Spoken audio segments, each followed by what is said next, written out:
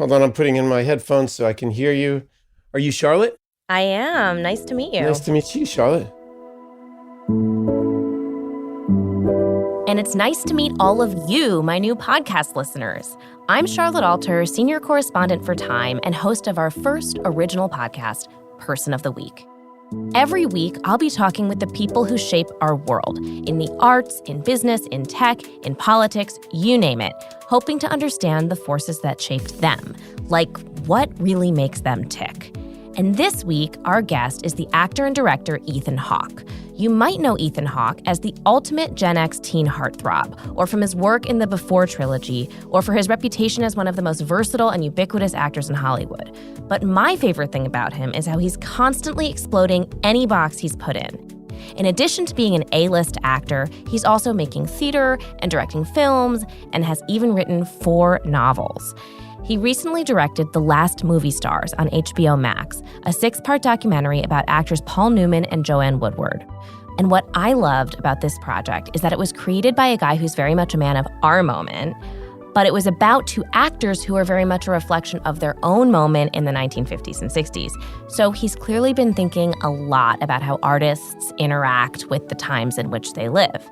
And while the series is about this iconic power couple, it also reveals a lot about Ethan Hawke himself and how much Hollywood has changed over the past 60 years. And since this show marks the start of a new chapter for me, I wanted to hear from him about how he's reinvented himself so many times. So, are you ready to meet Time's Person of the Week?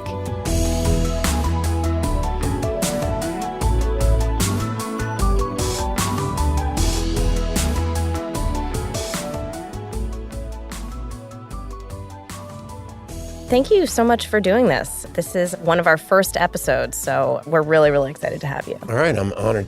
We like to start off every episode by asking about sort of a highlight of your week and then maybe like a low light of your week.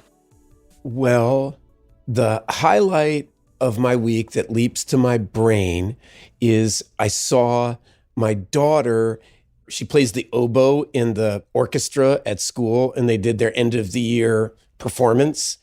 And something happened in the jump between the middle school orchestra and the high school orchestra. And this thing was an achievement. I mean, they were playing in a church at St. Anne's in Brooklyn. And I mean, the roof of the church blew off. I mean, these kids, it was Beethoven, man. It was the way it was supposed to be done. Wow. And I realized I haven't listened to an orchestra in a long time, but the timing was great and the horns were magnificent. The oboe was particularly fantastic. And the low light, like everything in life, every peak has a valley. I mean, I'm directing another movie right now. It's about Flannery O'Connor. And editing is so hard. Making something come alive, you think, oh, I think this might be a masterpiece, and then you take a break and you look back on it, you're like, this is a disaster. What did I do? And then you go back to work and it's just an ongoing process that is incredibly humbling. So do you feel like you have a moment like that in all of your projects? Absolutely. And how do you get past that? A lot of times it's not up to you really what the world makes out of what you do. It's up to your effort and your attempt and your growth, and if you are growing, the project is successful. If you feel good, well, you're probably average and mediocre. And if you're in a lot of pain, you might be doing something wonderful, or at least you're growing. So you just try to see the negatives and the positives simultaneously and hold them both. One of the things I have personally admired about your career is that you've reinvented yourself so many times. You were a young heartthrob, and then you were writing novels, and then you were making documentaries, and you've been in the Marvel Cinematic Universe, and you've been in indie films, and you just made a short Western that debuted at Cannes. How do you approach that cycle of reinvention? How do you know when it's time to try something new? And what if you suck at it? Well, you're going to suck at it. Don't worry about that. You got to suck at it. There's no way to be good at anything without sucking. I mean, it's like you just got to put in the practice, and you got to have the humility to say, I'm not great. There's no way to be great without saying I'm not great. I don't know how to do this. I had no ego about making The Last Movie Stars because I have no pride in being a documentary filmmaker. I don't know how to do it, but I do know film and I do know actors. So you start building on what you do know. The first documentary I made is called Seymour: An Introduction, which is about a piano maestro, Seymour Bernstein. And he says this very beautiful thing, which is, if you want to know who you are, the easiest definition for it is, what do you love? What do you love? And if you really think about what you love and you get close to it, then what you love expands and it starts to expand. And you start to know yourself by what you love, and yourself starts to be a good place to be. And that's the voice I listen to. So tell me about the moment you asked your mom if you could go to your first audition. Well, necessity is the mother of invention, right? My mom was 18 when I was born. And so my parents were really young. And, that's obviously a very hard thing to go through, to have a baby at 18. And so that inevitably was not that's too much pressure on young love, and so my parents split up, and my mother didn't get home from work until 7:30 or something. So she was always looking for after school activities for me to keep me busy. And a really good friend of mine was taking an acting class at the Paul Robeson Center for Performing Arts. And I went there, and one of the guest teachers was the artistic director at McCarter Theater, which is this beautiful regional theater. And he liked me and asked me if I would be in George Bernard Shaw's St. Joan. And I said, yeah, because my mother wanted me to be busy. So, if that kept me busy on the weekends and after school, then I would go into these rehearsals. And it was an incredible experience. I sat in this basement of this gorgeous theater in Princeton University and listened to these grown-ups talk about St. Joan and whether they believed in God or not, and what the value of this play was, and how this character would behave, and what does this say, and what is martyrdom, and what does being a saint mean. And these grown-ups were sitting around loving their life, talking about ideas. And I was like, I just want to do this the rest of my life. I mean, this is not a job. My parents hated their jobs. Right? They were working for the weekend. The job was something to be gotten through, right? So that you could do something else. And to see these adults seeming to really love their life was very appealing to me. And then I heard about auditions in New York, and I asked my mom if I could go, and she said, does it cost me anything? And I said, no. She wouldn't do headshots or anything like that. So I had to take Polaroids of myself and write, Ethan Hawke, 5'2", whatever I was, and I went on a couple of these big auditions with this friend of mine through his agent. I'd just follow him into the city and go on these open casting calls. And one of them I got, which was for this movie called Explorers. And it kind of upended my life for a little bit. Yeah, it sounds like you had a lot of fun making that movie, but then when it came out, it was sort of panned. So can you tell me about what it was like to feel like, oh my God, I have my big break, and then surprise, maybe not so much? Well, it's the greatest wish I could give any young artist, is you really find out real fast why you're doing it. Because if you're doing it for accolades and for everybody to love you, you really shouldn't do it, because everybody ain't going to love you and you're going to get punched in the face over and over again. And so that was a great learning lesson. It hurt a lot, but it really prepared me for the success of Dead Poets Society, because when Dead Poets Society came out and everybody was telling it was great or it was nominated for Best Picture, I somehow didn't believe it. I kept waiting to get hammered, And so I didn't kind of realize the movie was successful until a couple of years later. It's like, wow, that really actually did go okay, didn't it? And there's a connection between Dead Poets Society going well and Explorers not going well. I learned a lot. I was a better actor because of it. And now you're a director. So when did you make that shift? Well, the truth of the matter is I was directing plays when I was 21. I directed my first short film shortly after Dead Poets Society. I took some of my Dead Poets Society money and made a short film. So that switch happened early in my brain, and largely because I had no confidence that the life of an actor was sustainable. It seemed awfully arrogant to imagine that I could keep acting for my whole life. And I felt like I needed to learn how to write and direct to make sure I still had a job when I was 50. Right. And your most recent directing project was The Last Movie Stars. How did you land on that project? Paul Newman's kids called me up. I didn't want to make a documentary, but it's not like I've got some, I think this is important. It came to me, and you look hard at it and you go, well, wait a second. I love actors. I love this profession. And, I'm turning 50, and this is when I got the call, and I was like, what a great thing to do around my 50th birthday is to study two people who did it at a, high watermark for a long time. And in the space of the two of them, there's a tremendous amount of success and a tremendous amount of failure and a real dialogue about how to balance family and work. And and the masculine and feminine. Their lives were presenting me all these interesting issues that I wanted to talk about. And so I just kind of follow my nose that way. Mm-hmm. I have a confession to make, which is that I actually did not know very much about Joanne Woodward before I watched this. Well, I put that in the movie. I'm talking to Zoe Kazan, and she makes the same confession. Yeah. A lot of people don't. Right. And in some ways, it felt like we were all rediscovering these incredible stars that felt almost lost to history. So how did you approach telling their stories to a world that maybe didn't know very much about them?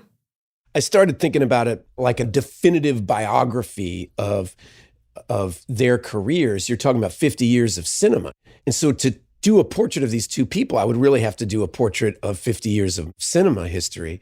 And this would be a big book. And so then I started dividing it up into chapters. Well, chapter 1 is the 50s and actor studio and them falling in love with each other and with the art form of acting. And that sets the arrow for their whole life. And luckily for me, this is possible because unlike a lot of us human beings, their final act was so beautiful. Their lives led a trajectory that is really ripe for storytelling. It was so rewarding to be studying people in their 70s who had really become the people they aspired to be. So many stories, particularly of artistic triumph, live side by side with tremendous pain. A lot of those bios of artists we see, they have a direct narrative, and then they went to rehab, and then they died. But Paul and Joanne have this kind of slow daily march towards becoming, and by the end of their life, they really feel like fully actualized versions of themselves. And that was an exciting story to tell because it shows a path of how all of us could do that. And I tried to rip down the iconography and just show them as human beings so that it seems possible. Why do you think they were able to sort of achieve that sense of fullness by the end of their lives, of creative and personal fullness? Do you think they were able to do that because they were in partnership with each other? One of the advantages that a very select few group of people have when you have a lifelong love affair is it can be a kind of sandpaper to polish yourself. If you have a partner that you really respect and admire and who really loves you and that you really love, it becomes a lot more difficult to lie to yourself.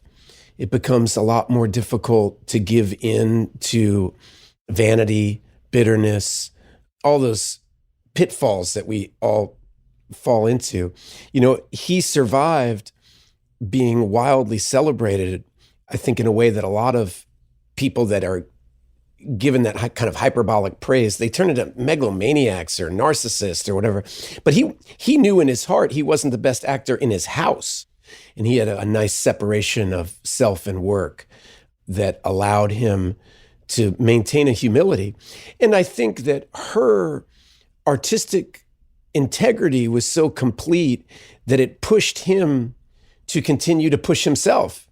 And likewise, he was a good steward of her talent, constantly challenging her to some of her best work. And she ended up really finding herself as an artist late in life. She didn't find celebrity like her husband had, but she found artistic fulfillment. In theater, she was the artistic director of the Westport Playhouse. She was doing fantastic work on television and really allowed to work at the level that she wanted, developing her own projects that had incredible meaning to her. And so she ended up having a much more balanced life. I feel like this gets at these interesting questions about sort of, not to get too huge, but sort of like the immortality of stardom. Which of them do you think at the end of their life was more satisfied with how they had spent their lives? Well, nobody actually gets any satisfaction by being a household name. It's the kind of thing you think of when you're 18 and 19 is giving you some kind of personal fulfillment. Yeah. These things that we think are going to make us happy don't. The pursuit of pleasure doesn't make us happy. It's the meeting of our responsibilities that creates pride in us and creates fulfillment. I think Paul was deeply fulfilled by his work. And you see the later work, whether we're talking about Color of Money or The Verdict or this Altman movie he did that's bonkers about Buffalo Bill or Slapshot. He was finding artistic fulfillment. I think we're talking about two wonderfully blessed people that both had fulfilled lives. And I think it's a strange thing that we do is we just constantly pit people at competition with each other. Who's the bigger, who's more fulfilled? Yeah. They're each on their own journey to be the best Paul and the best Joanne they could be. And they're lucky in that their love for each other was so sustaining. So in another interview that you gave about Paul and Joanne, you said, we're only as good as our generation. And in some ways, this film is about the generation of actors that they were part of and sort of the whole milieu that they were in. But what did you mean by that, by we're only as good as our generation? Well, we're a part of a collective. The artistic community is in dialogue with their audience. What are we thinking about and how are we thinking about it? And what questions are we asking? And what's the depth of feeling and emotion? And if audiences are clamoring and paying to hear brilliant music, then brilliant music gets made. If people are clamoring to eat cheeseburgers, then cheeseburgers get made. I'm always fascinated, like, why isn't Jack Nicholson and Dustin Hoffman and Gene Hackman doing work like they did in the 70s? You're like, well, those movies aren't getting made. You know, I'm not sure One Flew Over the Cuckoo's Nest would get financed today. And would audiences go see it? And would that be nominated for Best Picture? In the 90s, they made a certain kind of movie, you know, when I was first starting. And that generation, Spike Lee, Richard Linklater, Quentin Tarantino, they were in response to the 70s, the movies that we grew up on watching. And now movies that are getting made now are in response to the 90s. Everything's in dialogue with what came before. And you see, as you kind of study it, there's these great movements that happen in a generation, and that whatever we do together. And so if you're studying Paul Newman's career, you have to talk about Marlon Brando because that's what they were talking about. You have to talk about Tennessee Williams. You have to talk about Elia Kazan. This shaped the whole way that Paul and Joanne thought about why a human being would want to be an actor. So how have you been influenced by other actors of your generation? I think I'm acting like this is my film career. It's not my film career is only as good as the film community is. What kind of movies are we making? I mean, you know, we didn't mention, but Explorers had River Phoenix. River Phoenix is a big part of who I am as an actor. You know, he was my first scene partner. I kind of learned, like, what do I do with my hands with River? You know, when I arrived in New York with Starting Theater Company, all those John Leguizamo and Philip Seymour Hoffman, and I mean, the list is endless. Sam Rockwell. These people are a part of my acting because I live in relationship to them. I watch Steve Zahn's work and I get inspired. You know, Denzel Washington, you know, had a huge impact on my acting life. You know, I learned what it meant to be an adult actor by watching somebody do it. Up next, more with Ethan Hawke about what it really means to be a movie star, then and now, when we come back.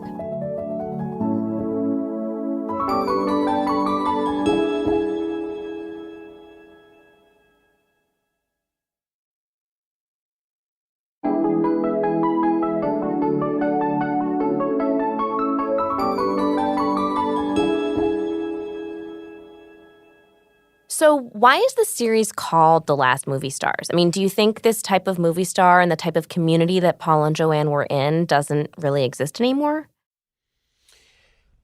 Well, I'll answer the question literally first. It's called The Last Movie Stars because in Gore Vidal's interview, he calls them that. And he basically says that they're the last generation that grew up the same way that the first movie stars grew up, with the same studio system, with the same teachings. And it was before the internet and before television took off and really started changing the way we experience movies. You know, like, for example, you know, when I was a kid, you leave your house and pay money to see Robert Redford in a movie. Ted Danson comes to your house, Alan Alda comes to your house, and it's free.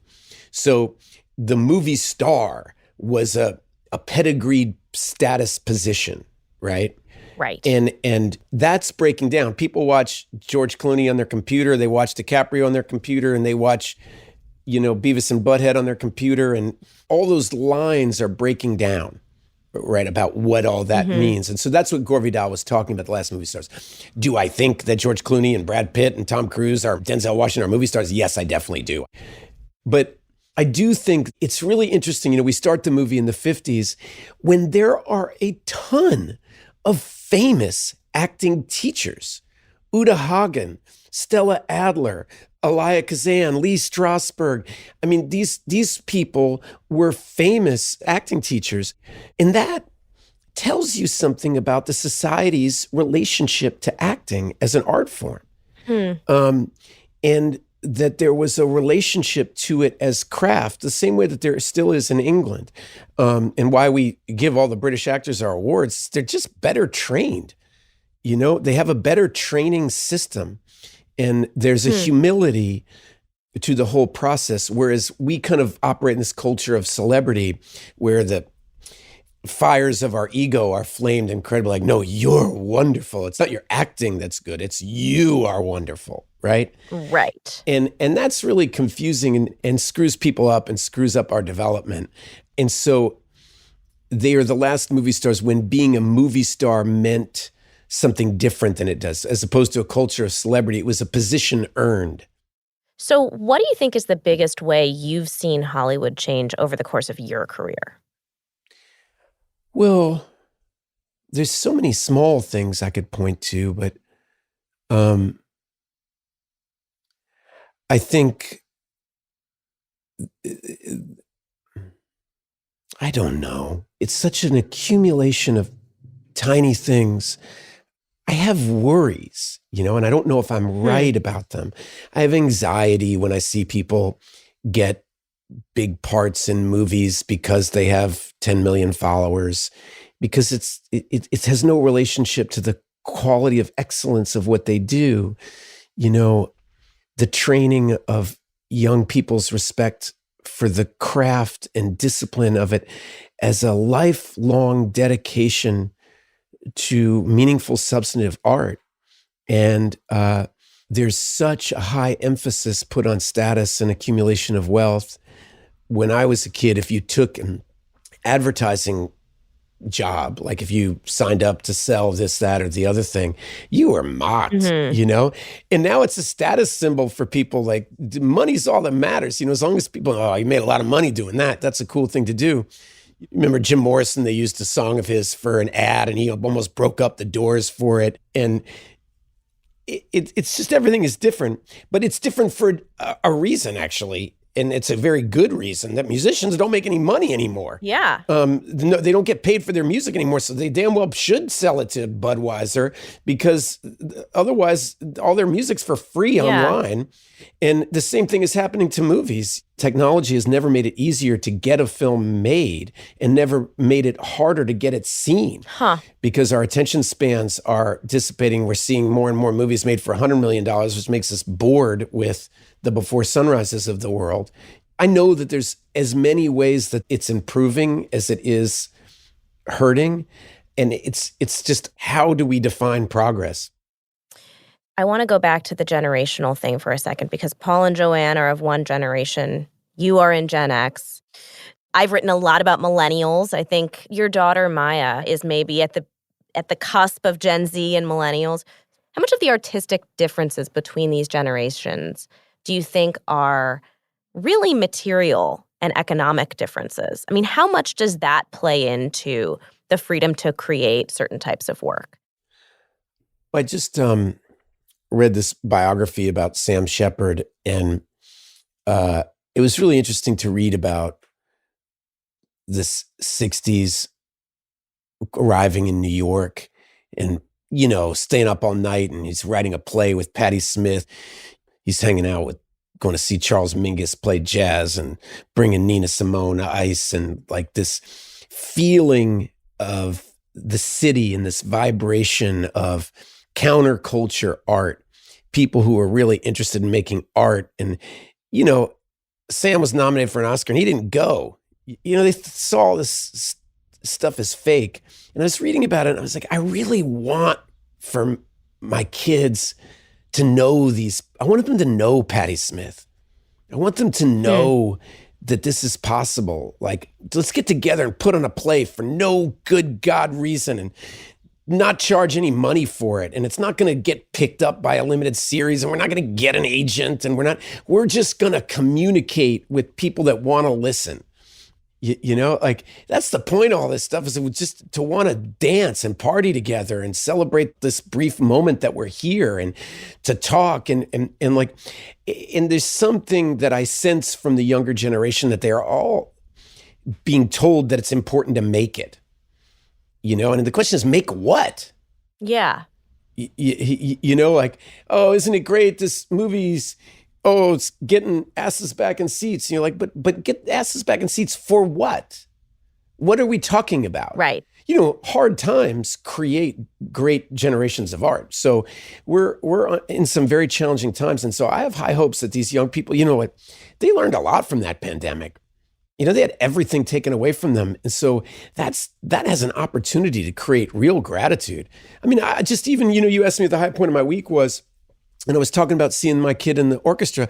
I was so grateful we were all back in a church together listening to music, and, we were all there. And I'd forgotten for 20 years to be grateful that we could assemble together.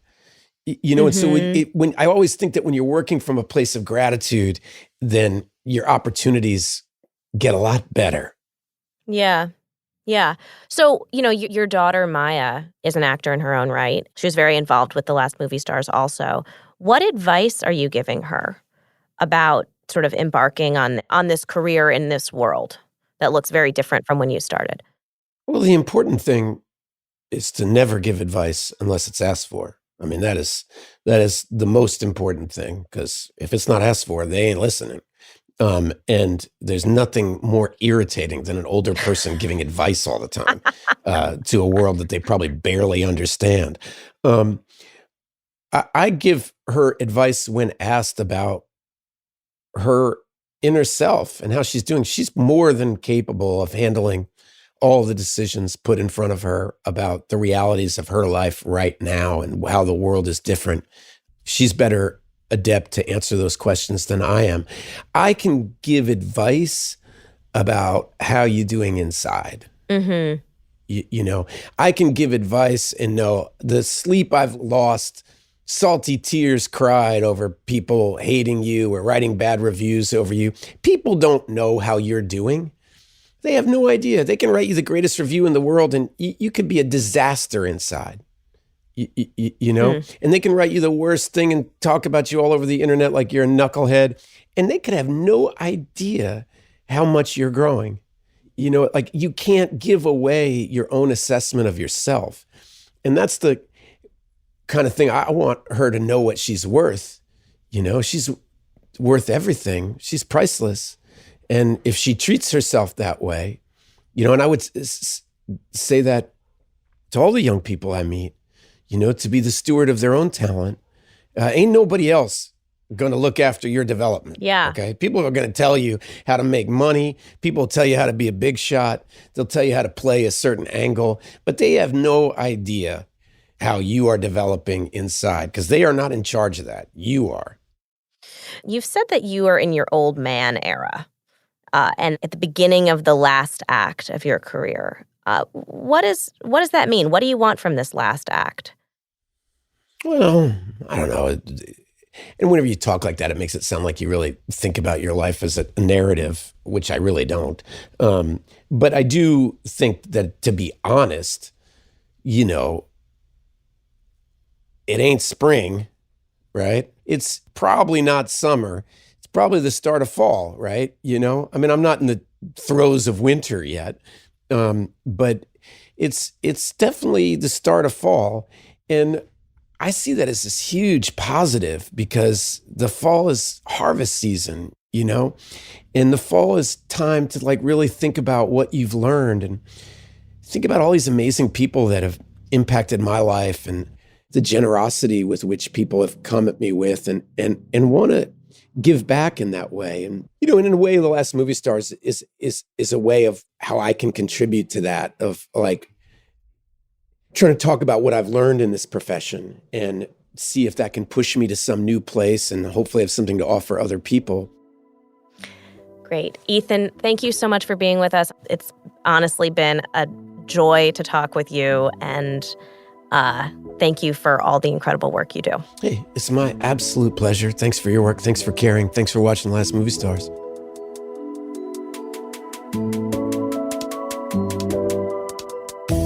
Thanks so much for joining me on our first ever episode of Person of the Week.